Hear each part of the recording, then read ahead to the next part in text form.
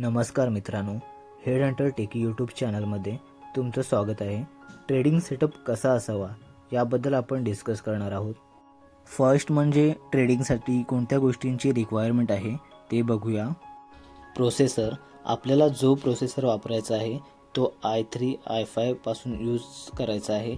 Minimum i3 processor आणि 10 to 11 generation, कारण त्यापेक्षा कमी असेल तर मग सिस्टम लॅगिंग होणार.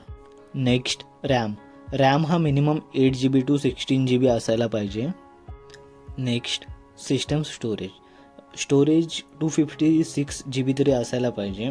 जर तुम्ही डेटा वगैरे त्यामध्ये तुमचा सेव्ह करणार असाल तर स्टोरेज जास्त असेल तर काय हरकत नाही. नेक्स्ट मॉनिटर हाय रिझॉल्युशनवाला आणि 21 ते 22 इंच मिनिमम असायला हवा, त्यामुळे चार्ट बघायला खूप इझी होईल. Next graphic card. ट्रेडिंगसाठी ग्राफिक कार्डची रिक्वायरमेंट नाही आहे, पण जर तुम्ही ग्राफिकची कामं, एडिटिंगची कामं त्यामध्ये करत असाल तर नक्कीच ग्राफिक कार्ड लागेल. नेक्स्ट यू पी एसची गरज त्या ठिकाणी पडते जिथे नेहमी लाईट येण्या जाण्याचा प्रॉब्लेम येतो, त्या ठिकाणी यू पी एस असणे गरजेचे आहे.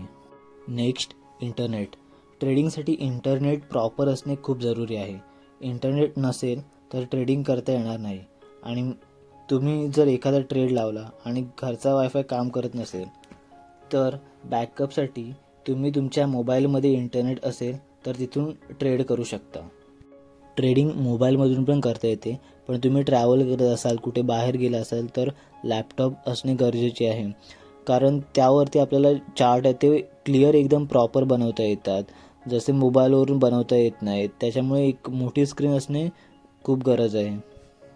बिगिनर्ससाठी फॉरेक्स ट्रेडिंगचा सेटअप कसा असावा हे या व्हिडिओमधून आपण कवर केलेलं आहे. भेटूया नेक्स्ट व्हिडिओमध्ये.